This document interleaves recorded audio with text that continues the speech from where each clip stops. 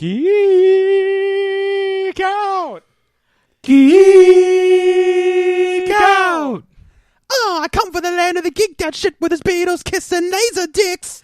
Geek out! Hey, welcome to another installment of Catching Up. I'm Sam. I'm Chris. And I'm Jake.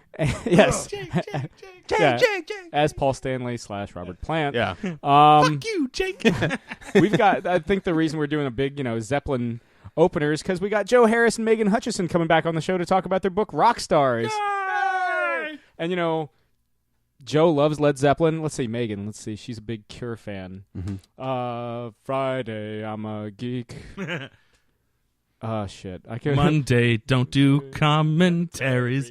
Tuesday, That's not even, Wednesday, catching up. Friday, I'm in love is not even. What's your guy's favorite Cure song? Just like Heaven's Mine. No, I don't have one. I don't listen to the Cure. Yeah, I don't listen to enough Cure. I know they did the I like the South Park episode he's on. Yes. Yeah, didn't they do the one of the big songs in Donnie Darko? Probably. Oh no, that was Tears for Fears. Ah.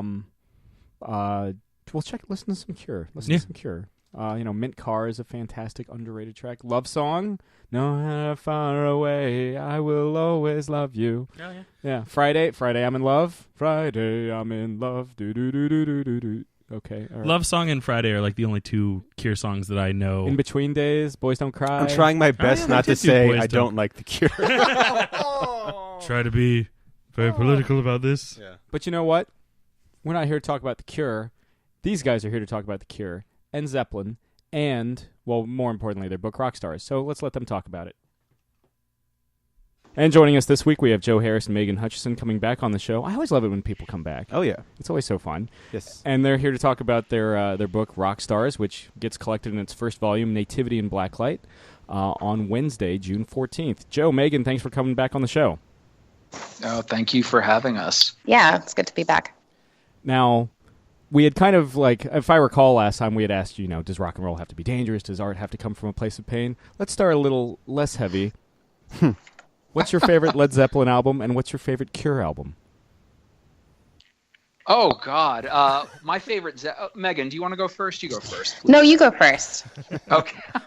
Well, my first Zeppelin album, if I must choose a favorite, my favorite is Physical Graffiti. I think everything leads up to that. I think it's the peak. I think that their first 3 albums, if not 4 albums, are among my 4 favorite albums entirely, but I think it all leads up to Physical Graffiti. So for me, that double album is the undisputed king of the catalog.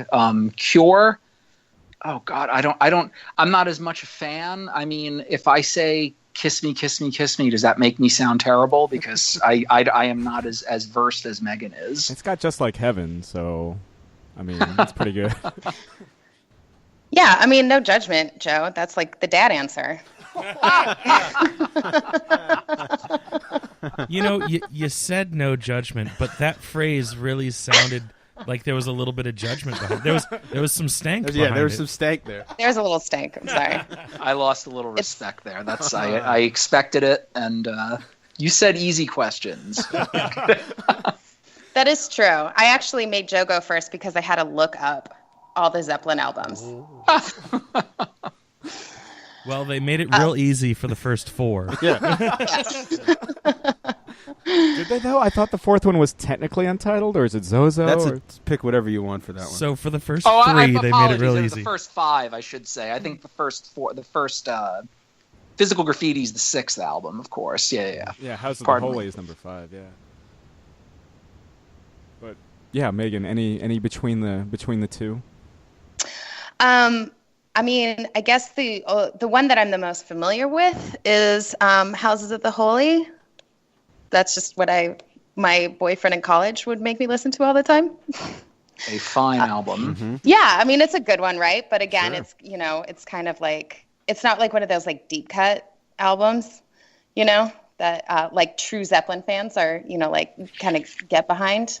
But I will say that We love our houses of the holy, sure. Okay. We only listen to bootlegs of the Nebworth concert here. Yeah, there's no bad answer. I mean, you could say Coda, and I would be intrigued. So, but continue. But since I am a bigger Cure fan, my favorite album is Pornography, which, I mean, if we're going to get into deep cuts, it's kind of like you have to be a Cure fan to, to like that album. I think Robert Smith said as much, too. He's like, the fans that come to our shows for, like, the head on the door, they're not true Cure fans, but if they come for Pornography. Yeah. I stand behind that 100%. Yeah, That's well, I figured, like, I was trying to get each of, because I know you're bigger in the Cure, and Joe, I know you're bigger on Zeppelin. I guess if I'd said, like, Bowie, I would scratch both creators. So I find Bowie to be the common language as we sort of move further into the 21st century. Everyone loves Bowie. Mm-hmm. Yeah. Now, to take it to the book, one thing that I don't think I ever asked is what made setting a good chunk of the book in the 70s so appealing?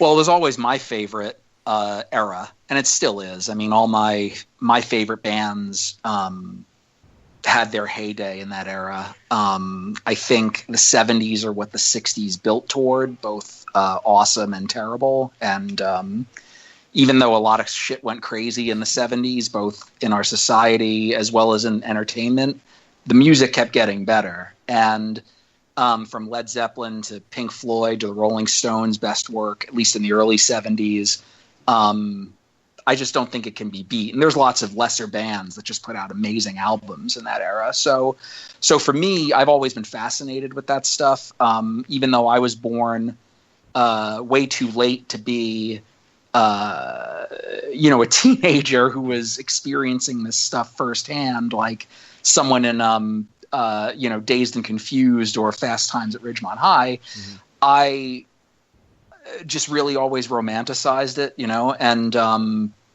Zeppelin in that era is what really fascinated me. It's where so many of the great urban legends around rock and roll come from as well. So that's just where my head was when I think I first conceived this, but it was always our intention. Though we're going to keep one foot in the 70s, we are going to move around to other genres starting in issue 6 in our second story arc. Yeah, I think you guys kind of teased. I think you guys are going heavy metal this time around. We're going 80s metal influence. It's most of it's set in the present day, but it does reference some stuff that went down in the 80s and has sort of carried over into 2017. And it's another era I'm really into. And I know Megan's a metal fan as well. So that was the next genre we wanted to hit. And the jury's still out on where we're going for number 3. Sure. Now, at its core, Rockstars is really kind of both a murder mystery or really serial murder mystery spanning time and space, and also kind of an exploration of that, what is that hidden magic of rock and roll. How do you guys try to, how important is it for you guys to balance both the fun of rock and roll and this kind of, because there's a lot of dark shit that happens, but it's still a fun ride at the same time. How do you try to, balance all those elements? Well, I think Megan, what was the line you said at Emerald City Con to describe this book tonally?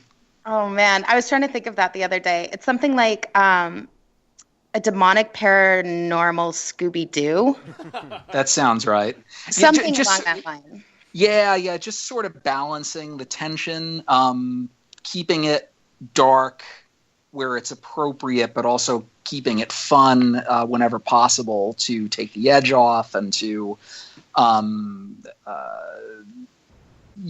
not telling a straight up Manson family murder story here. It's we wanted to have fun with this subject matter. Sure. While I hope, letting the darkness be dark where is appropriate, what happens to the unfortunate victims in all of this. I'd like that to resonate where appropriate and to give you something funny and if not cute, anecdotal, to break it up. Now, I will say, so Joe, you also write, the X-Files over for IDW, and how fucking cool is it to have David Duchovny and Gillian Anderson, record audio book versions of your. Oh my god! I never imagined this is where it was going. I'm suddenly wondering, like, going back 4 years ago, like, if I would have written this differently if I knew where this was going. But it is a trip, and let me tell you, I mean, virtually the entire cast is involved in this, which just gets more and more surreal when you hear them. I've heard a rough mix of the first story arc, Believers, that's been adapted, and it's awesome to hear Gillian Anderson and David Duchovny, Mitch Pileggi, and to hear Skinner and Mulder arguing and being Skinner. And it's one thing to write it, and Michael Walsh illustrated it and Geordie colored it, and it was gorgeous and evocative, and I think did what it was supposed to do. But to actually hear Agent Mulder arguing with Assistant Director Skinner, and I wrote that exchange, it's surreal, but nothing is cooler than William B. Davis lighting a cigarette and slipping back into the cigarette smoking man. I don't even know what to say. If I had supplied dialogue for Darth Vader, I guess it would have topped that, but like, that's pretty amazing. Marvel. Yeah. No, but I meant to ask, like, so obviously X-Files is all about conspiracy. And yes, so is Rockstars. What is it about kind of the hidden histories and the clandestine stories and that sort of thing that you find attractive as a storyteller? Both what they tell you and what they don't. I mean, so much of it is left to hearsay. It's like a game of telephone. You hear these stories through the different media and mediums that we would have over the decades, from just reading about it in some unauthorized biography of Led Zeppelin book that I grew up reading, page to page, Hammer of the Gods. Poring over this, right, Hammer of the Gods by Stephen Davis, or any number of other books, like Danny Sugarman's No One Here Gets Out Alive, the Jim Morrison bio. I would just pour over these trashy books when I was a kid. But they would provide you with glimpses of stuff, and I would read all about colorful stories wherever I could. But these sort of urban legends, it's what they don't tell you that your mind is free to fill in the gaps with, that I think make them so fascinating. And just the idea that together they might comprise this sort of linked up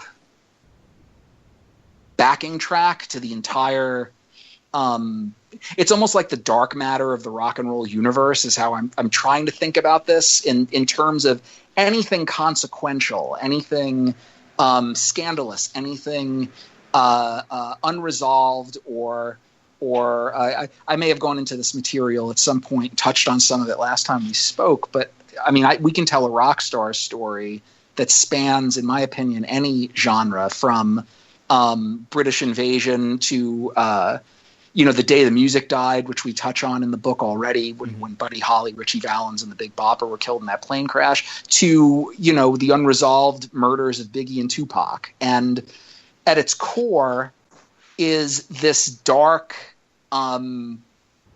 unresolved mystery.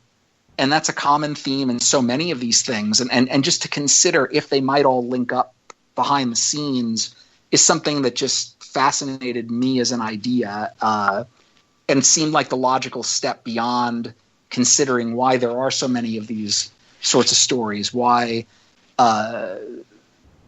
rock and roll and popular music going back to the Renaissance era has always had a curious side to it, in which people would talk about the potential for there to be darkness there, or satanic overtones, or at the time of at a certain time in Europe, you weren't allowed to actually perform certain intervals between notes because it was a tritone and was thought to be evocative of Satan. So these ideas have always been in pop culture, and I just thought if there was sort of this one conspiracy to bring them all together, that would be really fascinating and give us an opportunity to explore all of them while working towards some larger end. Now, Megan, you had done comics work before, but really you had come from working, art departments on films and that sort of thing. Now that we're kind of past the first arc of Rockstars, what, illustrating a book for Image Comics, how has the kind of experience been for you? It's been amazing. It's been kind of a steep learning curve, but it's been a lot of fun. And especially like as we kind of get further into the series, like I'm having a lot more fun with it because the characters are becoming so ingrained in, in me and in my work. And, I still like do the art director thing where I like design all the sets and I build them in 3D and stuff. So I'm still kind of doing all of that, which is great. And Joe lets me have fun with it. So, it's a lot of work. I'm still kind of getting used to, the pace of it, but so far so good. Yeah. I mean, it's looking good. Thank you. Is there kind of a Sandman influence when you're drawing like guys like Jimmy James and everything with the starry eyes? Whenever I see people with starry eyes, I immediately jump to Morpheus. Really. Yeah. I mean, Sandman was definitely one of my favorite comic books growing up, but also, I mean, it's just something that like Joe and I came up with as far as kind of hinting at like how you can tell there's like one of the demons is present, like so. There's probably like a little bit of that Sandman hidden in there, like in the subconscious. That was like a design choice. All cool by me. So as we move forward and deeper into the series, as Jackie gets drawn deeper into the Sonny's machinations and everything, are we going to learn more about his endgame and about that kind of history that you were kind of teasing? Yeah, absolutely. I guess there are two mysteries that will play out over the span of the series. One of them being Jackie's familial connection to the game, which is what the gamesmen, the demons in the series, refer to this giant ongoing enterprise of involving demons and possessing Rockstars and doing these things that result in the sort of urban legends and mysteries that people whisper about but don't know the truth behind. There's so that's one thing, is Jackie's family, his father, the mystery surrounding his father's death, and what his father used to do in Sonny Roth's employ, which is where Jackie is going to find himself. His orbit is going to be pulled towards Sonny as well, and as Sonny tries to get close to Jackie for reasons we will explore, and Jackie resists being pulled into Sonny's orbit but kind of wants to go there anyway for a variety of reasons. We're going to also shed some light on what Sonny's deal really is, what the nature of the game is, what are the larger stakes, and just why Sonny once needed Jackie's dad and now really, really needs Jackie to work for him. Well, now that as Jackie's kind of getting in, I mean, there's nothing more fucking seductive than rock and roll. Oh yeah, maybe R&B. I don't know. No, rock and roll. Okay, yeah, you're right. But the smooth jazz. Yeah, but I find money on occasion to be kind of seductive. But yes, of course. What's Dorothy's role as we move forward? Well, Dorothy is going to find herself in a position where she's going to be privy to all this amazing stuff that getting tight with Jackie has exposed her to. But she's also going to realize more and more that she's kind of sitting on the biggest story of all, and that's Jackie himself. And she's going to have to make a decision as she and Jackie get closer and kind of go through some more difficult, strange, scary, disturbing things together. Am I... ethically, where is she? Where am I? Is she helping him sincerely and as a friend, as a partner, or is she capitalizing on an opportunity? And that's something she's going to have to decide for herself, and sort of navigate some unforeseen twists that are coming her way as well, that are going to upend this paradigm also. Now, you guys had mentioned, so the next arc, you can do basically anything in the sonic soundscape with the Rockstars as a concept. What made metal, specifically 80s metal, the next logical jumping on point? Well, I know Megan digs it too. That was definitely instrumental in going this way. I wanted to take a break from the 70s, though I love the 70s to almost no bottom and no end. I can't just subject everybody to it, I thought. And I love 80s metal in general. I like all its forms from the pure ascent of the British new wave to glam to the advent of thrash. Like, it's fascinating, and that era is really colorful. It's pretty much the decade after where we aesthetically and substantively based our first arc. Sure. So it just made a lot of sense, and I'm fascinated by it. I mean, it's got so much mythology woven into it, from mascots on album covers to warnings on the records and tapes themselves, because there's dark messages that people don't want kids to hear. Ozzy Osbourne biting the head off a bat on stage, or rumored, or so is rumored. Lots of colorful things. It just seemed like a good parallel move, to make. What is your guys? I mean, I guess this is another kind of nebulous "what's your favorite" question, but what's your favorite metal band of that era? Wow, you want me to go so first? Many. Yeah, you go first. Iron Maiden. Damn it, that was my answer, Joe. That's because they're the best. But that's what I grew up on it. Like, I was actually, I was like a kid in the 80s. Like, I didn't listen to metal when it actually came out. But like, that was what, my brother was listening to and all of his friends were listening to because he's older. And I remember, like, seeing Eddie on a cover of Iron Maiden, like, when I was, like, 5 years old, and it freaked me out. I was like, that is terrifying. And I was just so intrigued after that. And, like, when I got older and, like, Iron Maiden is, they're still around, but, and I got into drumming, like, that, like, I used to drum to Iron Maiden. That was, like, my band. I remember being a kid around when they were being young, like being in grade school, when we had just moved from Brooklyn to Long Island, and they were on the ascent, and it was at that era, it was like pre-hair metal. So what was really big on MTV and what was and what the older kids were into that I could see was Def Leppard and Iron Maiden. Those were two early 80s bands that, as a little kid, I'm watching the older kids really dig them. And I remember when we moved out to Long Island, I was living there like a day, and I didn't have any friends. I didn't know who to talk to. I didn't know what to do. And in the middle of, we had left Brooklyn, which is, everyone's got a mental picture of what Brooklyn means. And it's definitely not where we moved to in Long Island, where suddenly the streets were very twisty and tree lined and very quiet at night, and kind of almost stereotypically placid. But I remember walking out of the house one day, and I got to the corner. I wanted to go see where the bus stop was, I think, because I had to go to school on Monday for the first time, and just sitting in the middle of the street, drawn in chalk in the middle of this otherwise idyllic picture, was the Iron Maiden logo that some kid had drawn in the middle of the blacktop. And that was the first time I'd ever heard of the band. And they were getting ready to have their biggest, brightest period, Number of the Beast and Into Peace of Mind, Power Slave, Live After Death, that whole period.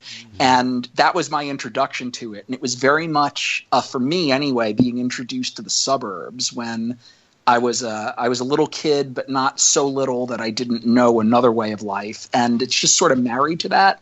And there's a certain... that band has been pretty essential in my life since then. Just very colorful, lots of great songs. It seems like you could trace it if you look at it. You know that it comes from rock and roll, even though it's something very new and different. And that's I forgot how we ended up in this little cul-de-sac. But that's my 5 to 10 minute spiel on Iron Maiden. We were geeking out about Iron Maiden. But to go back to, like, what you were saying before about, like, this era of music, also, not just because I'm a metal fan, but also, I was a kid during Satanic Panic.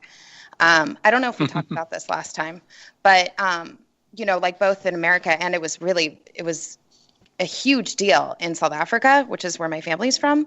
And I remember people telling me that metal music was satanic. And, you know, so like that is also like a big part for me. Like that's what I draw from for this arc that we're doing right now is like that iconography, like that, like I'm really playing with that kind of feeling of like, I'm trying to kind of evoke what Satanic Panic meant during this time because it was such a big deal when I was a kid. It was so bizarre.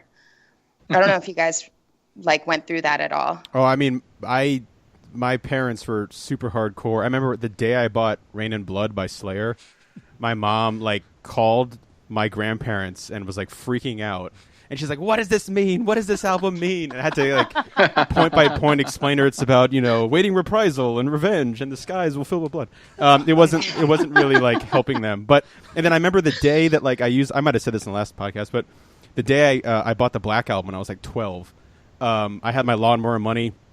I went to Best Buy with my dad, and I gave him. I was like, "I'm going to buy this," and he thought that because the whole album was black, he thought that they had hid the parental advisory sticker on it, like in black. He's like, "Where do they put those parental advisory sticker things?" And I'm like, "It's Metallica's Black Album. We'll be fine. You know, there's no parental advisory thing." So that was something like early on. Like my parents were really crazy, and it actually made it kind of fun because you'd have to like, you know, sneak CDs with your friends and listen to, you know, this and that. And one of the things it's like a smell the glove controversy. Yeah, yeah, exactly. But I remember like, yeah, like, you know, we'd be like, oh, when I discovered Merciful Fate for the first time, I'd like call my friends and be like, this is the craziest shit I've ever heard. It's like a Muppet, you know, satanic Muppet sound and this crazy thing and with the high pitched vocals. And then it's like the best musicians backing them in the corpse paint. But one of the things I wanted to ask if you guys ever heard of, which I think you guys would appreciate, is there's a great documentary called Until the Light Takes Us, which is about the history of black metal, and it's like terrifying because it kind of starts from the beginning, you know, like in the basements of Norway and Sweden. The Scandinavians have that shit on lock. Well, I mean, it's also like you realize that, you know, over here metal is like, oh, I like to, you know, I'm gonna go run or I'm gonna go lift weights or I'm gonna just go bang my head listening to metal. But over there, it's like the mafia. Like, you know, it talks about how, you know, one of the guys they're interviewing is in jail the whole time. You don't realize it to the end because it's like a beautiful looking jail. It's like a college dorm room. But he, you know, he killed one of the band members because, you know, he didn't like the way he looked at him. You know. Yes, I remember this story. Yeah, and it's insane. You know, and then also it talks a lot about Mayhem. You know, the band that kind of really pushed the envelope, and their lead singer Dead, who would bury his clothes 24 hours before they go on stage, and was obsessed with death and suicide, and then killed himself, and they used it as the album cover. And, you know, each band member has a piece of his skull. Well, they handed out, you know, fragments of his skull for whoever they thought was worthy of, you know, of his legacy or whatever. So anyway, that's that's a documentary that's like one of the craziest things about that's authentic the power of metal and you know how serious, you know, they take it over there. I actually lived in Norway. Oh, wow. So I know firsthand how nuts, you know, they are about black metal. Yeah. Like it's like, well, with the, you know, like the people my age, you know, it's like part of their cultural identity. Yeah. And I actually own a Mayhem shirt that a friend of mine in Norway gave to me from one of their concerts that he went to. That's like, as like official as it gets. That's holy grail. Yeah. Yes. It's one of my, I don't wear it that often because it's really old and it's like kind of beat up. Yeah. But yeah, I'm going to hold on to that shirt forever. But I remember when that story, I mean, like it happened a while ago, but you know, it's pretty messed up. And like, there's that documentary called like A Headbanger's Journey. Is that what it's called? Yeah. Do you guys know what I'm talking about? They touch on it a little bit. Yeah, absolutely. I mean, there is a section in there where they talk about Norwegian black metal. I just find like black metal is like, I listen to it here and there. Like there's some bands that I like. I'm, you know, more into like thrash, but Ghost is Swedish. Yeah, but I mean, like, yeah, Ghost. I love Ghost. Yeah, they're Ghost, like one of my favorites. Ghosts are doing some of the coolest stuff, like in music right now, and I love it so much. They're on Colbert. Yeah, they had like, that's the like exorcism on funny. Colbert. Yeah, on Halloween, which I hope is something they do every year that they're around. Is Colbert brings them on Halloween. But I mean, like, yeah, like the how serious and like you said, like it's this cultural history of black metal is like fascinating to me. Like I think the whole. Like, it, you know, it comes from, of course, this music's going to sound like this. It comes from this cold place, this place where they're just bored all day sitting around. And but then Denmark's the happiest place on earth. Yeah.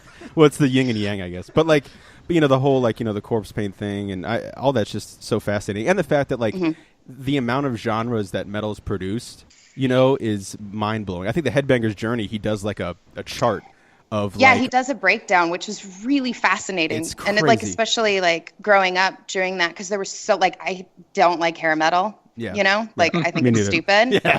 Yeah. But like it's kind of like I call it like the boys genre because it's like none of my girlfriends like hair metal, but like guys love it. But it's cool to see how it all kind of stemmed from like the same. See, I can tell you, having been a kid during that era, the girls loved hair metal. Loved hair metal. Yes. Loved. Well, no, my band when I was a teenager completely avoided all of that shit at the time. Like we were like a classic rock and blues band when I was 16 years old, but the girls loved that shit.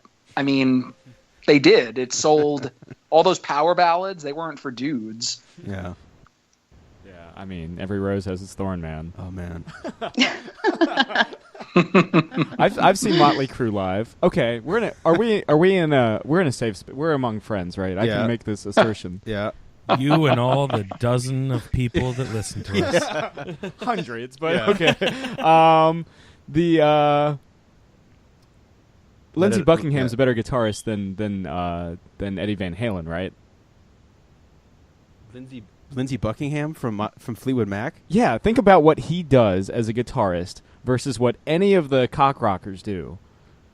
But I wouldn't consider Eddie Van Halen cock rock. I wouldn't. Well, I don't want to take anything away from Lindsey Buckingham, responsible for some of the most memorable songs and guitar licks. Well, yeah, the finger picking's cool. But yeah, I know he's great, and Fleetwood Mac wouldn't be the same without him. But I mean, come on, don't shit on Eddie Van Halen for it. That's fine.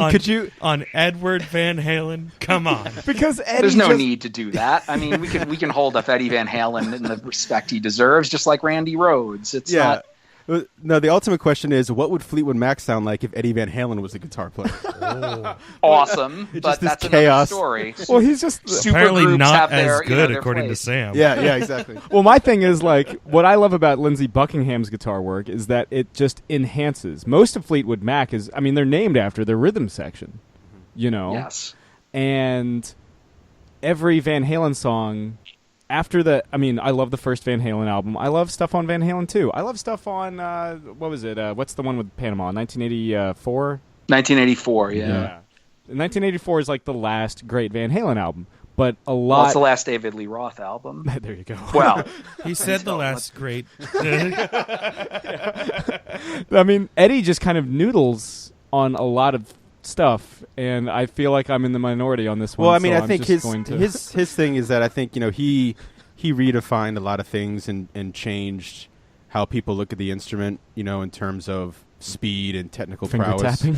He definitely brought on tapping, although Brian May did it before Eddie Van Halen. But and I always liked it. Like Brian May was like, I found it boring, which is why he didn't keep doing it. But I think I'm not the biggest Van Halen guy, but I think Eddie Van Halen certainly changed the way people see the guitar. And I don't think it's always again a technical thing too. Like I remember Rolling Stone, I think it was Rolling Stone, had a list of like the 100 greatest guitarists, and Kurt Cobain was on it. Like he was low, like he was like 93 or whatever. Yeah. And people were like shitting all over him, like how fucking dare you put Kurt Cobain on there? But again, he's a guy that I think brought simplicity back to it after like the cock rock, and also like brought the feedback. No, for sure. His tone is memorable, even if you'd never really think of his right or his left hand as being particularly magical. I agree with that. And the feedback, I thought he was so effortless with the feedback. I love good feedback. I love a good whine. Yeah. But yeah, I think it's but I think though. But again, that's unfair. That's almost unfair because it's like those are two completely different. Well, my thing is Lindsey Buckingham complements his band, whereas Eddie kind of jumps in the spotlight. He kicks you in the face over and over again. In the teeth, and you're like, I love it, and he just keeps. Well, it was always a tug of war between him and David. I think Van Halen pretty much exists around Eddie Van Halen anyway. It's kind of like everything services him. Mm-hmm. I'm always listening to him more than anything when I listen to that band. I mean, I don't know what else they have if he's not there. Not Sammy Hagar. He's got David Lee Roth doing the jump splits and going, yeah. Not anymore. Well, he always kind of comes back to them. But yeah, so with the second arc, is Rockstars going to be continue to be set in Southern California, in like Los Angeles and all that? Well, that's where our characters are based. And the second arc is pretty much planted there, but I'm not averse to taking them to other places as well. And you're saying we're not going to see as much kind of like playing around with time. It's mostly present day going into arc number 2? Mostly, but there's going to be one issue in the arc that is predominantly set in the early 80s. What would you say? Okay, let's go abstract again. Let's do it. Let's 0 to 100 real quick. Gun the DeLorean to 85. We're going back to the future. What does metal mean to you? Oh, Jeez. wow. I mean, rebellion. Wow, guys. Another softball faster, question. Aggressive. Promise, the softball questions are coming eventually. Harder, faster, stronger. Yeah. Takes the idea, the ethos of what rock and roll is supposed to be, and cranks it up on a few different important levels.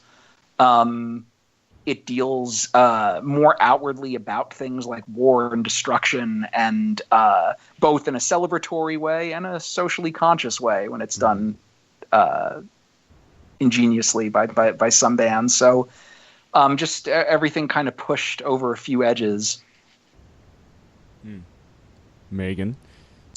Well, actually, hearing you guys geek out about Van Halen, because Van Halen is definitely one of the bands that I hate. I feel very safe saying that. And again, like going back to, it's like what you were talking about, how like chicks, Joe, when you said like chicks love the hair metal, like I guess my generation, it's like they hated that. Yeah, it's like it's the same thing that Van Halen falls into, where it's this ultra machismo, and but I can see like, because my guy friends all love Van Halen, they get like this like kind of empowerment from it, whereas like I don't understand that, and maybe it's because I'm a girl, I'm thinking, but what empowers me about metal, and like I was an industrial kid, which is as we know from the documentary, that is part of metal, like it stems from metal. But it's like this exploration of like the darkness, but it's also, like putting up a middle finger to the man. And like, I loved, not so much Ozzy Osbourne when he kind of broke away, but, like Black Sabbath. And that was all just about like, like fuck the authorities. Like this is, like we're angry and this is what we're going to do with it. Yeah. I mean, there's another recommendation that I just thought of it when we were talking about what metal means to you, is there's a really cool, and I have to thank Chris for this, because he one day posted a picture of this girl in this corpse paint, and I was like, what band is that from? I was like, I have to find out. So of course, it's the internet, you can find anything really easily. And I realized it was a poster for a movie called Metalhead. And it's a foreign film, but it's about this, and for me it summed up what I guess not just metal, but music means to people. And it's about this young girl. She's like, in the beginning of the movie, she's, 7, 8 years old. Her brother's a big metalhead and dies in like a horrible like farming accident. And the parents, they shut down. She shuts down. It's a small little town of like 100 some people. And there's a moment where, as this little girl, she like puts on his leather jacket and turns on his guitar and starts to fuck around with it. And then it flash forwards to her as like a 19-year-old. And she's like really into punk and metal, and she's like a social outcast. She doesn't care about anybody. And then the advent of black metal happens, so she's wearing corpse paint to the breakfast table, and her parents are freaking out. And it's kind of about her exploring like music, and then she creates this demo, like in a farm, because she's living on a farm. The animals are all asleep in the background, and she creates this like 10-minute black metal demo where she plays all the instruments. And releases it into the wild, and then kind of gives up on her metal thing and has to get a job. And then this other band finds her, and then they kind of have this whole big moment of kind of reflection of her, brother who had died, and what metal means to her. And it's like the third act. Like, it was funny because I was like getting like super emotional because it puts in like perfect. Again, it's a foreign film, but it puts like what, I guess it sounds cheesy, like the healing power of music or metal, and what it means to you, and like how because metal is dark and angry, like you can throw whatever you want at it, and it's never going to throw it back. It's like it's just going to take it. It can take it all because that's what metal is or whatever. But again, it's really easy to find. It's called Metalhead if you guys are interested. It's a really interesting, really like low budget movie about like this girl growing up, coming of age tale that happens to be at the advent of black metal and kind of not getting over the death of her brother as a young kid, but learning from it and moving on. And it happens to be kind of a black metal story. It's a really, really cool movie. Yeah, I remember it getting picked up. I haven't seen it, but it's only a couple of years old, I think. Yeah, right? yeah, it's a few years back. Yeah, exactly. Yeah, 2013. Well, actually, like going back to the black metal thing, it was black metal was actually kind of like invented because Norway was a Christian country. Mm-hmm. So it was it was these people that were just like so oppressed. Yeah. And it is very cold and boring there, and the food sucks. So I'm sure it's all of that. But well, there goes all of our listeners from Iceland. Yeah. But all zero. Yeah, but it's one of my favorite photos. I think it's in the Headbanger's Journey documentary. Which, if anyone listening hasn't heard it, check it out. It's like it's such a great guide to all the different genres of metal. The guy does an amazing job of tackling all the different kind of basically the insane timeline of metal. But there's this great picture of like, I don't know, it's like downtown Norway, and there's all these old ladies shopping, and like down the corner is this dude in full on corpse paint and like spikes on the leather jacket, and it's just like in the middle of like the dichotomy of it all. It's a great photo. It kind of sums it all up perfectly. So, just as a one tease going into issue 6, obviously Jackie's kind of in between a rock and a hard place. No pun intended. I'm sorry. I made that pun. But Dorothy's kind of realizing, how integral he is to this entire mystery, that he's kind of like the touchstone for all of this as we go into metal. What can we expect? What else can we expect going into the second arc? Like, is there another serial murder mystery? Is there another? Well, yeah, to set it up a little bit better. Sorry about that early on. There's a mystery tied to this 80s metal band called Shiloh that is going to figure prominently, and Children of the Beast concerns, or rather, it follows this new talent named Danny Dangerous, who is not only blowing crowds away and attracting a big following, but she also seems to possess these strange abilities that Rockstars readers will recognize from some of the other magical and supernatural characters and demonic presences we have introduced so far. And what this character Danny has gotten mixed up in is tied to something dark and unresolved related to this 80s band, again, named Shiloh, and some excavated stuff is gonna wreak havoc again in the year 2017, and this new character is going to show us just how awesome or evil or destructive or not she really is. Can I also hint at? She's pretty sexy, but also like the tension that we're going to throw in there between. Yes, you can like talk the love about that. triangle that we're going to introduce. Love triangle nobody ever knew was there to begin with, but she's gonna. This girl Danny is gonna kind of get in the middle of Jackie and Dorothy's dynamic a little bit, and they weren't romantically connected at all, but suddenly when there's a third wheel, it's going to make for some interesting tensions. Yeah, kind of puts everything into perspective, I suppose. So, as you guys may recall, something we ask everybody that comes on the show, what are you guys currently geeking out over? Oh, boy. Van Halen. Yes, yeah, how did you know? That's after we hang up. Yeah. Nobody here on Fleetwood Mac? Nobody? Okay, all right, fine. I just watched the shit out of Legion, which is like my new favorite show. Mm-hmm. And I just and Rick and Morty. I'm kind of late on that bandwagon, but god damn, is that cartoon is so phenomenal. So Are good. you caught up? Did you see the last season's finale into this season's premiere? Yes. I'm on like episode 3 of season 3. It's the one that's airing now.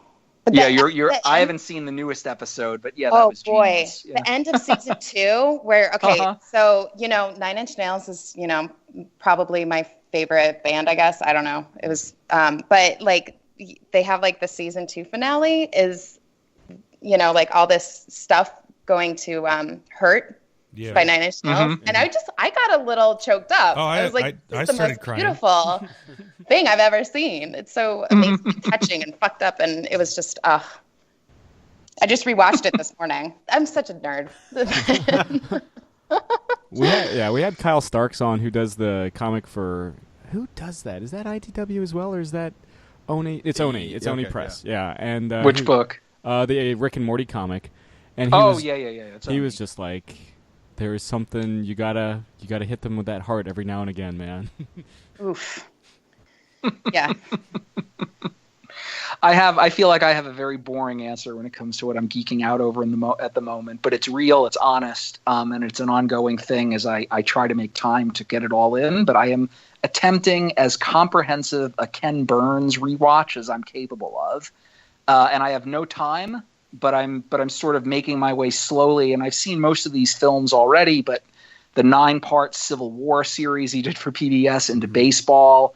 I just watched The War. I've probably watched most of my evenings over the last few months have been spent with Ken Burns at some point or another. I almost can't look away. It's I'm determined to get through Jazz next, and any number of the smaller series he did in between. Yeah. Speaking of baseball, your Yankees are doing pretty good. I can't complain. We're way ahead of schedule and playing with the house's money. Underdogs, lots of young talent. How good is and Aaron they have Judge? money to spend when they're ready to. So yeah, how good is Aaron Judge? That guy's like a phenom. I love that guy. He's twice the size of any other two Yankees, and every time he swings the bat, you think it could go 500 feet. So that's pretty cool. Every time I happen to, because I grew up in a Yankees household, so every time like I turn on the TV or I come home and like my dad's watching MLB Network, it's just a repeat of Aaron Judge killing a baseball. So wonderful. Yeah. Well, I'm a Nats pretty fan, much. Yeah. That's all anyone's remembering lately anyway. So it's hard to get past the marquee value of a guy who gets up and hits moonshots on command almost now. It's crazy. Yeah. Well, Nats beat the Rockies today 16-5. I'm just putting that out there. Yeah, but the Yankees beat the Red Sox yesterday, and that's like the greatest thing of all time. Not necessarily challenging, but. Well, yeah. Joe, you're doing the DC Con in June, right? Yes, and so is Megan, actually. Oh, right on. Yeah, guys. we'll both be there. Megan's not on the list yet, but we're going to be. Actually, the Rockstars trade actually comes out that week, and we're going to be there promoting it.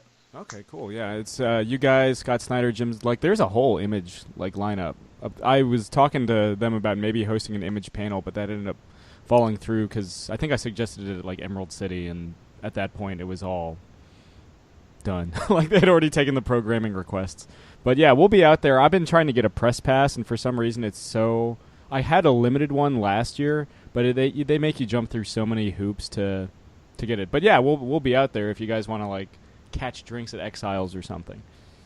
Come say hey to us, man. Have you gone before? Have you been? You've been to Awesome Con before? Oh yeah. Like I said, I had a limited press access last year, and I got to do some stuff with the Science Channel, which was cool. But yeah, I saw there's some kind of science pavilion-ish thing going on at this year's Awesome Con, but I didn't linger on the details. But it looks like there's some sort of I don't know, some kind of pavilion or setup of some kind inside the main show floor. Their main headquarters is in Silver Spring, so this is kind of like home turf for them if they ever want to do stuff. So they like to mess around at Awesome Con. It helps having the National Science Foundation and a big NASA office there, too. That, too. Yeah. So yeah, they have FutureCon. I know last year they had Bill Nye. I was doing the Future or the Science March on Saturday, and Bill Nye showed up, and I was just like, "Fuck yeah!" But I love Bill Nye. He is the. I haven't seen his new Netflix show yet. I've been meaning to. I haven't either. Yeah, I It's haven't on my seen it queue. yet either. Yeah. But I've watched all the original. I grew up on that. Oh yeah, me Him and Neil deGrasse Tyson. I mean, I'm constantly geeking out on him, but they're like best friends, which is like my nerd dream. I just want to like hang out with those two and like go get coffee. Yeah. Oh, that's Talk funny. science. Yeah. Remember how Geek cool date. Carl Oh Sagan's- my god, it'd be amazing. Yeah. Remember how cool Cosmos was? That was awesome. Oh, You guys hear so about good. Pluto? Dark matter. What is it? But yeah. Magnets. How do they work? Yeah. So other than Rockstars Volume 1 out in comic book stores everywhere on Wednesday, June 14th, what do you guys have anything else you guys want to plug before we sign off?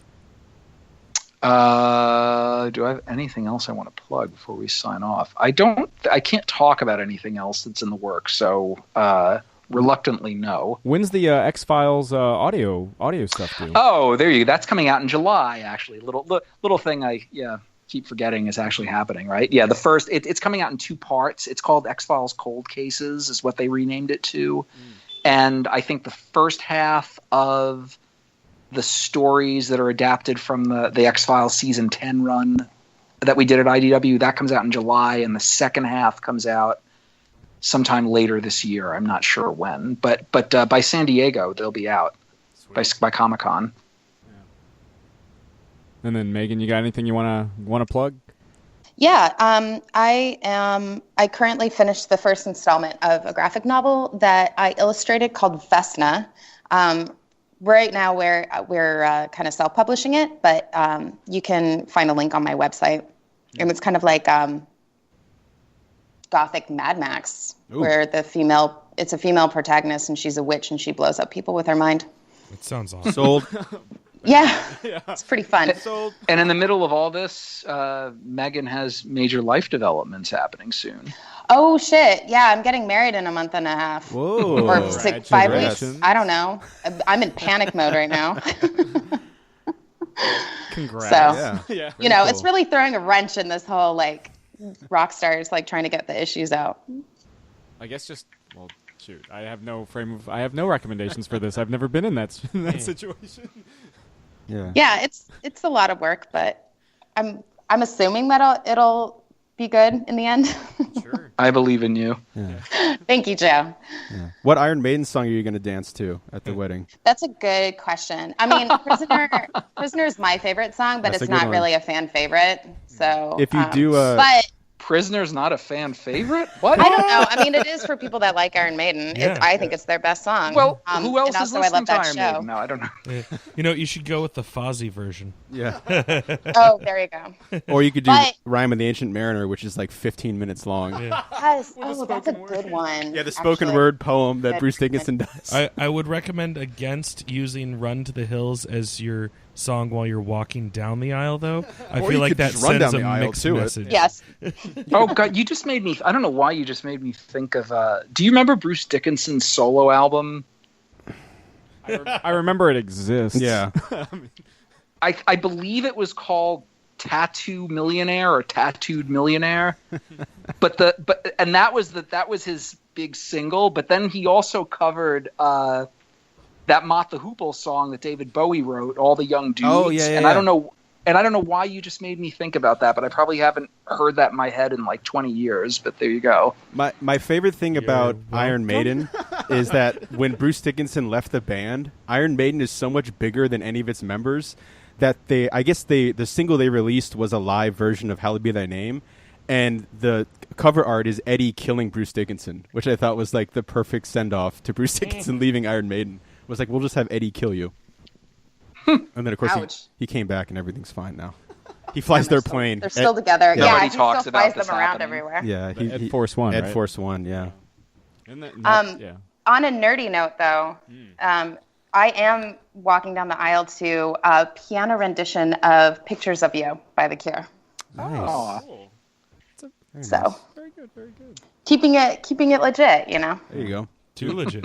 I mean, now I'm kind of reconsidering. Maybe I should do "Run to the Hills," but Yeah, while wearing the Mayhem shirt. Yeah. In full Eddie makeup. Yeah.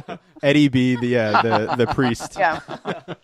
Oh, dude, you're like creating like the dream wedding Yeah, now. yeah. Eddie's You gonna should be get the into priest. wedding So planning. romantic. I will plan metal weddings. Jake, It'd you be an I don't know how calling. much my fiance will be into this. He doesn't really like metal. I mean, But- if he doesn't let you do this, clearly he doesn't love you, right? No. Exactly. The ultimatums. Exactly. If I Look can't at this come test. down the aisle to Iron Maiden, we're not getting married. The first dance has to be something like Invaders or something. I don't even know how that would work. Anyway, so yeah, well, I'll let you guys know. Yeah. of course. Excellent. Yeah, Yes. sorry for ruining your wedding. Yeah. Yeah, So yeah, well, sorry in you know. advance. Well, Joe, Megan, always a pleasure having you guys come on and talk rock and roll. And of course, again, Rockstars is out Wednesday, June 14th, and yeah, guys, thanks. You are welcome back on anytime. Before we go, I just want to say I deeply regret I didn't bring up Judas Priest at all because they're just very important in what informs me going forward, and I just wanted to get that out there so that I don't go to bed tonight In a cold sweat. And you wake keeping up. the shame to myself, because the dual guitar attack of Glenn Tipton and KK Downing is the stuff. Heavy metal childhood is it lives for. So British Steel, I man. just wanted to make sure I mentioned that. Painkiller. Oh God, yeah, Beyond the realms of death. Oh man, yeah, Priest is great. yeah. I honestly, I might be more Priest than Maiden, but that's just screaming for vengeance, you know. Manowar guys. They're a little God, bit. That's we where you reference. go if you're We going do reference further. Yeah. Manowar, Yeah. Yeah. visually. Yes. Yes. How can you not? They have the best album covers. They I was do. just going to mention that. Yeah. They're like Conan movies. It's like if they Yeah. coned Conan the Barbarian and he played every instrument. That's Manowar. and was just vehement about killing false metal. The loudest band in the world. Yeah, man. Well, guys, thanks again for coming on. And again, Rockstars is out in comic book shops everywhere on Comixology on Wednesday, June 14th. Yeah, thanks again, guys. Thank you. Thank you. Well, it's always a lovely time talking to Joe and Megan. Oh yes. You know, it's like it's rock and roll in Excelsis. Yes. Rock and roll and Trolsless. Yes. My thoughts exactly. Yeah, absolutely. So, and of course, the book Rockstars is great. I mean, it's all the urban myths, and without being too, even though it's a murder mystery, it's a lot of fun. And I mean, the 70s. It's like what makes. I mean, I asked this question to them. I'm sure. What makes the 70s so cool for rock and roll? I think the fact that it was it's always unexplored territory at some point, in the future. But coming out of what was the 60s rock and roll and just amping it up, two good examples that I'm sure we talk about in the interview are Led Zeppelin and The Who, because both of them, Led Zeppelin was a little bit later in the game than The Who, but in terms of forming as a band, but taking their influences and dialing it up, and turning it into something. Also, Queen.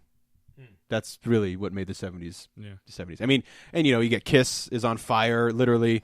Gene Simmons' hair, but I think it's again they're just revving up what made the 60s great and making it. Sam likes to talk about making it more dangerous. Not always necessarily physically more dangerous, but sounding more dangerous, and that's and the Stones and everybody else. And music in general was just more open to like wackadoo experimentation too. Definitely Like- wackadoo. Yeah. What to do, everybody? Yeah. Wada-ta. Next episode, I'm going to introduce it as a what to do. What to do? Yep. But yeah, We've got a wada-do for you today, folks. Yeah, what to do, everybody. But no, you're right. Yeah, there is like more experimentation. As Jake likes to say, they use the studio as an instrument. Mm-hmm. Yeah, and I feel there was probably like I don't know for sure because I wasn't alive back then, but I feel like there was also Don't like sell yourself short. not with that attitude. I feel like there was a technology boom too. Like That a lot of bands were like dicking around with stereo, as part of the whole making the studio another member of the band. Also, think of the genres that are started in the 70s. glam, punk. You could argue metal with Black Sabbath. Yeah. I mean, the music is exploding into infinite The Cure, genres. we talked The Cure earlier. Mm-hmm. Cure starts in the 70s. Okay. The Police start in the 70s. Police, yeah. Uh, I mean, there is some great Disco. stuff. Also, it's my favorite era of horror movies, which has nothing to do with rock and roll, but it has something to do with this book, I would argue. Though. yeah, oh yeah. It's the rock and roll of the movie industry. What? Okay. So, what are your guys? Speaking of 70s music, what's your stance on disco? Love it. I love it. I'm a fan of it in doses. I don't think I could go to a disco where it's just disco all day, all night. I liked nothing about the fashion or the attitude at all, but the music had a cool funk to it, like a cool dance. The jive four on to the it. floor. Yeah, but I mean that's it. Everything else about disco I hated. Like I said, fashion and attitude about like that pompous, like that get the fuck out of here. That's when you steamroll. stew. That's when you steamroll that shit. But I mean, it's good. I mean, like I said, Kisco, they had some great jams with doing disco stuff. "Miss You" by the Rolling Stones is a rock disco track. Mm-hmm. Certainly a crowd pleaser. Yeah. But yeah. So thanks again to Joe and Megan for coming on the show. And again, Rockstars Volume 1. It gets collected by Image Comics on Wednesday, June 14th in comic book shops everywhere and on Comixology. Looking forward to the second volume, which is apparently, very metal-centric. And especially, given Joe's like fandom of like British Steel, Maiden, Priest, but mostly I think Maiden in his case. Oh, yeah. But yeah, we all saw a film. The biggest opening ever. Apparently, yeah. We saw The Fate of the Furious, I guess, we saw it after opening weekend. Yeah, I saw it opening weekend. Yeah. I'm not giving them shit. Well, I had said how I wasn't going to see the movie, and like I really didn't want to, but it had The Rock and Kurt Russell, so I had to. And Scott Eastwood. Yeah, but I mean the Kurt Russell clause, like I pretty much it's Kurt Russell's in it. I'm going. I knew that going into it, but do you own it? Overboard? I don't own it. No, I've seen it, but I don't own it. So and Kurt Russell's just having fun with his slick back hair and his classic laugh, like one of the most classic laughs in movie history. He always looks like he's having a good time. Yeah. And The Rock and Statham, and that spinoff is happening. Yeah. Sorry, Vin. Yeah, but not sorry. But hashtag sorry, not sorry. Yeah. Yeah. Is okay. Let me forward this out there. Oh, shut the fuck up, Alexa. Sorry. I hope everyone heard Alexa. Otherwise, it just sounds like you yelling at her. Because I don't know. That's your family cat, Alexa. Stop. Yeah.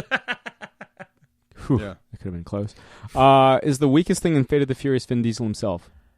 Well, I mean, yes, but I mean, the whole thing is just weak sauce. It's popcorn. It's popcorn. But I mean, like, we're getting to the point where it's like the most burnt, overused popcorn that can jump between bridges and buildings and explode to the nth degree. I cannot wait until they go to space. That's like, it's got to be coming soon, right, guys? Bond's done it. It's like the Saints Row series. Like, it started off like semi-normal, and then they end up, you're the president fighting aliens with superpowers. Yeah, remember when it was just about like illegal street racing in Los Angeles? Yeah, I thought about that. I was like, man, did anyone when this first movie came out must have thought it's a one and done? Because franchises weren't big back then. It was they weren't like shared universe that's connect everything.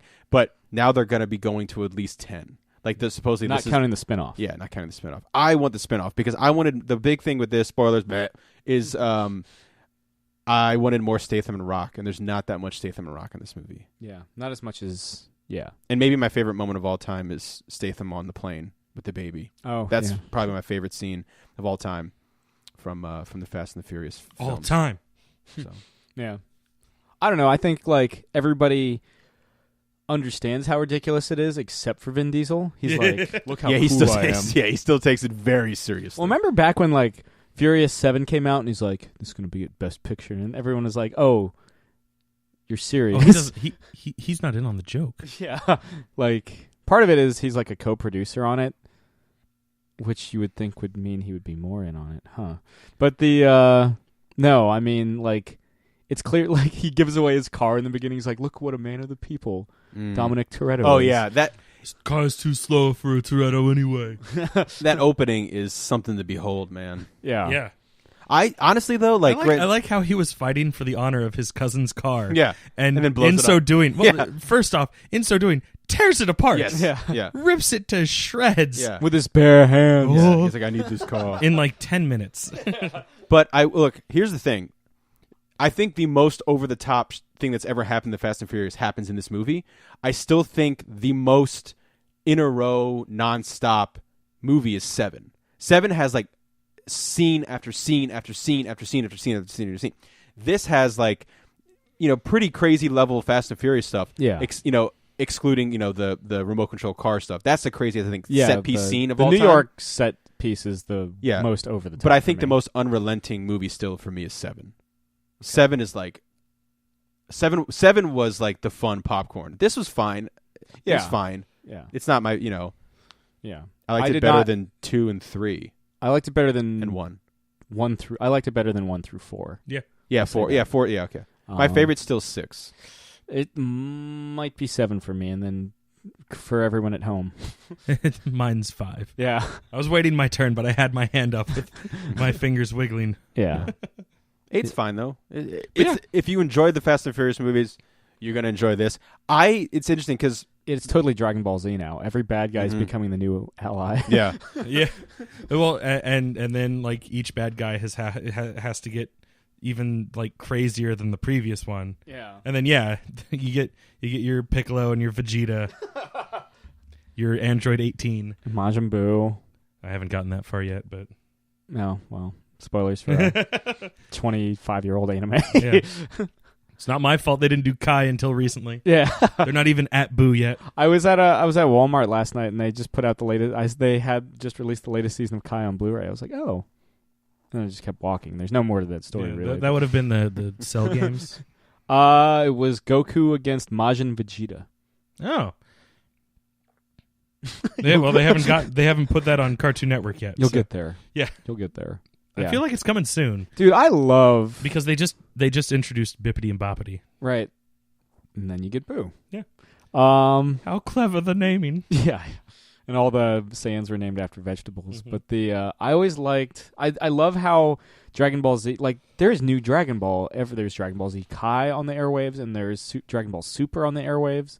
Next week, Viz is putting out I wish we had Viz interviews. Viz is putting out What the fuck is it? What the fuck is it? It's the first volume of Dragon Ball Super. What is it? Yeah. No, it's Dragon Ball Super. And they're putting out the first volume in manga form. Is it obvious, but is Goku your favorite character? No. Who is your favorite character on said film? Whale. I do like Goku quite a bit. I don't like how he basically lets bad guys get stronger just so he can see how that cockiness. Yeah.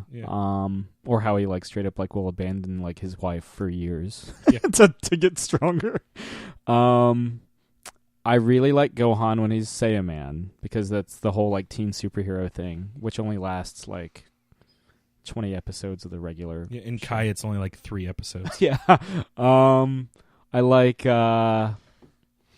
I really like Trunks. Trunks is probably my favorite. He's basically John Connor. Or no, he's Kyle Reese because he comes back from the future. Yeah. But he does not have sex and make his best friend. Yeah. He doesn't have sex with Chi-Chi to make Goten. Yeah. God, that'd be awkward as hell.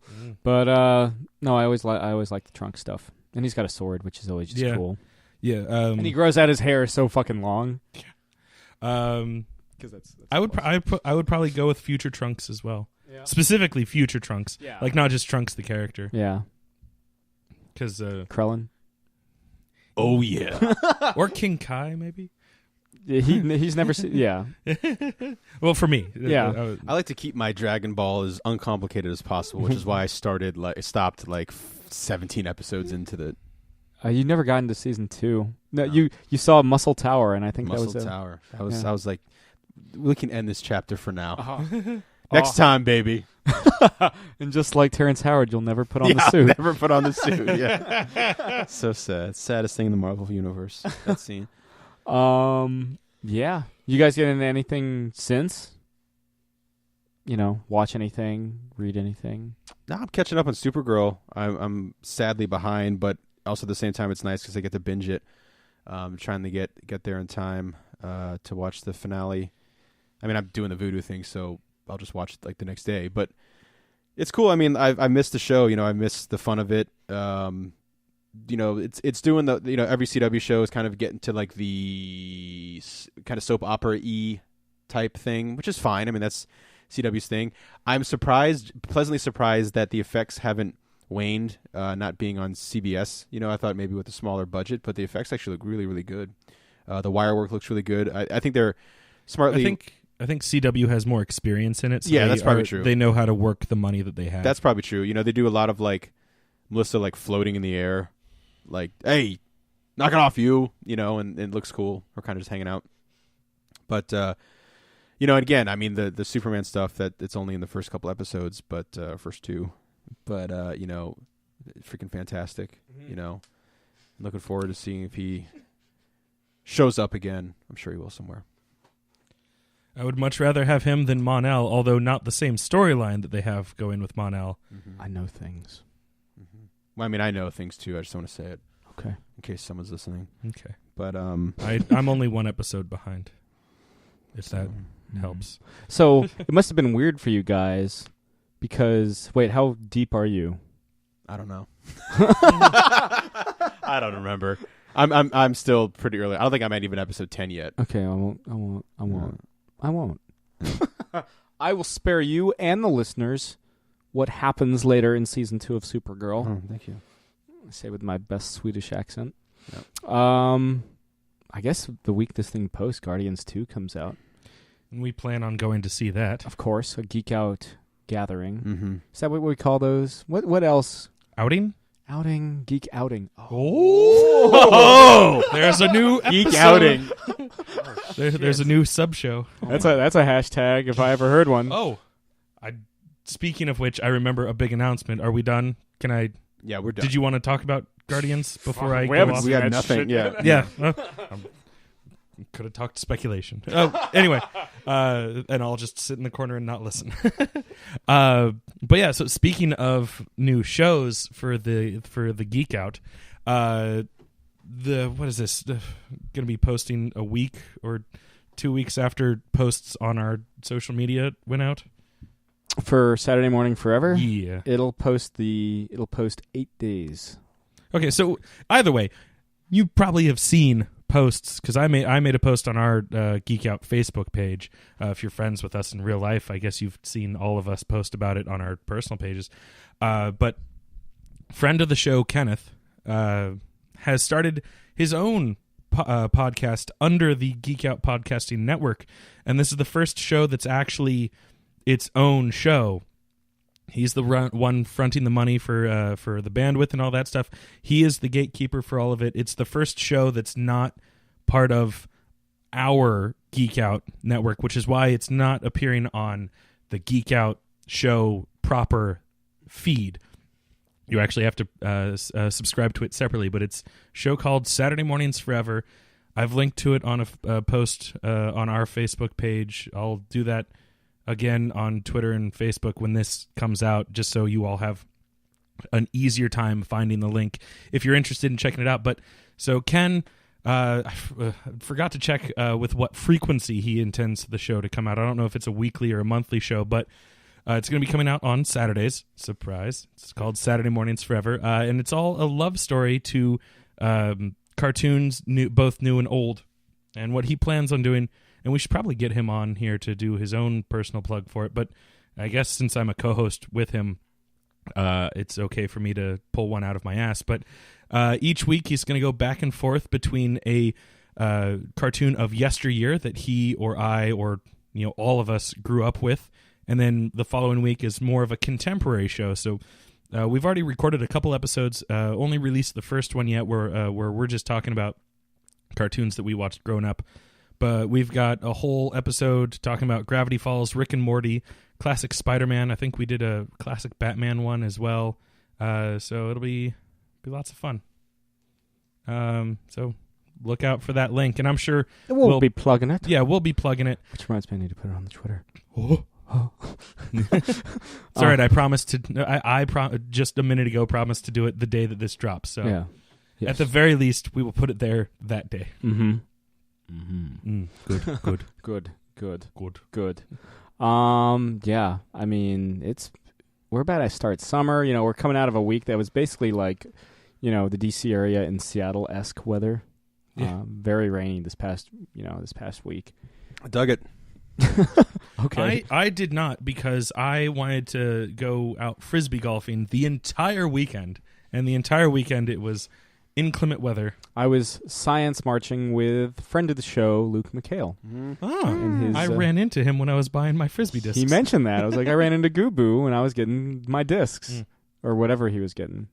He was also getting discs. Right. Yeah. Good old Luke. Yeah. You guys saw Metallica with him, if memory serves. At the Concert for Valor. And the Zach Brown Band. Zach Brown Band, Springsteen. And Dave Grohl. Rihanna, we were leaving as Rihanna was playing. Yeah. So sad. You were like, babe. Oh, yeah, pretty much. Zach Brown Band didn't play Beautiful Drug, did they? They hadn't. I don't think they had written that yet. Unfortunately? Question mark? Oh. Got me feeling so high. I hate you for that.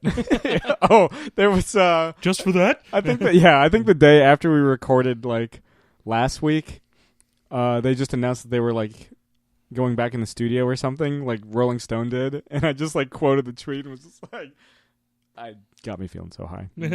Yeah, because they do. Not really. It's like a bad high. But yeah, you know who's going to be at AwesomeCon? And I'm sure we mentioned this. Whom? Joe Harris. Oh. Yeah. And, you know, we're in the process, for whatever fucking reason, it's so hard to get a press pass at AwesomeCon. We had a limited one, kind of, last year. I did submit, though I know Chris is out for a wedding that particular weekend. Mm-hmm. But we might get friend of the show, Zach, to help out like he did last year. We may. I probably be good to ask him. Are you going to his Nintendo thing? I'm going to try. I just started a new job, so I don't know exactly what my work schedule is going to be like. On a Saturday? Yes. Oh, that's right. My new job works 7 days a week now. Oh. Shit. Yeah. I was not aware of this. Do you want to talk about it at all? We haven't really talked. Okay. All right. Fair enough. This is one job that I'm going to keep pretty personal. Not because it's weird or anything. I know they're kind of particular about you talking about it. So we will not. Yeah. We will not press. We will not press. We will not press. But we will endure. Yeah. Yeah. So, I mean, again, thanks again to Joe and Megan for coming on the show. Yep. Listen to The Cure. Maybe I can get you fuckers listening to them. Listen to some Zeppelin. More than just 2 songs. Yeah. Pick up Rockstars out again June 14th, and keep an eye out for that second volume, which is very metal-centric, sometime this summer.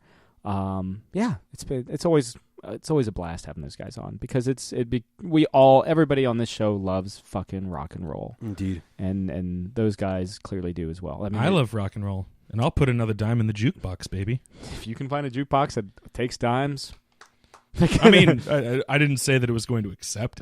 Yeah, just like force I'll go to the there. Silver Diner and shove a dime in their little tabletop jukeboxes. Yeah, play some Smooth Criminal. Yeah, flick it from across the room. Yeah, I don't know why that's the... Anyway, yeah, so this has been another installment of Catching Up. I'm Sam. I'm Chris. I'm Jake. Thanks for listening. Thank you very much. Good night, Eric Bana. Fried chicken. Vision. This has been another Geek Out production. If you enjoyed what you heard, hey, you know, we've got a special episode every Friday. Of course, there's the usual Catching Up show every Wednesday.